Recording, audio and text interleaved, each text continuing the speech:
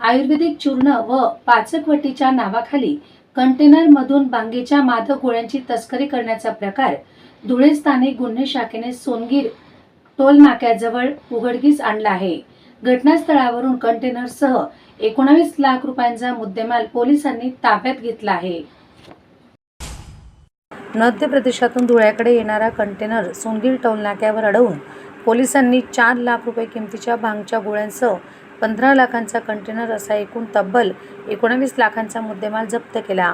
मध्य प्रदेशातून मादक पदार्थांची मोठी खेप धुळ्याकडे येत असल्याची गोपनीय माहिती स्थानिक गुन्हे शाखेचे पोलीस निरीक्षक ज्ञानेश्वर बारे यांना मिळाली होती। त्यानुसार पोलीस अधीक्षक विशाल आनंद यांच्या मार्गदर्शनाखाली पथकाने सोनगीर टोल नाक्यावर सापळा रचला। कंटेनर MP9GG 3199 अडवून तपासणी केली असता 5 प्लास्टिक गोण्यांमध्ये 10 कागदी खोक्यांत तब्बल 200 डबे आढळून आले। प्रत्येक डब्यात सुमारे 875 ग्रॅम पदार्थ होता। एकूण सुमारे 175 किलो भांगच्या गोळ्या असल्याचे तपासणीत समोर आले।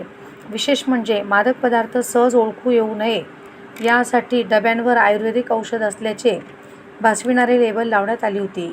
या प्रकारामुळे मादक पदार्थांची तस्करी करणाऱ्यांनी पोलिसांसह ग्राहकांची देखील दिशाभूल करण्यासाठी आयुर्वेदिक औषधांच्या नावाचा वापर घेतल्याचे समोर आले आहे।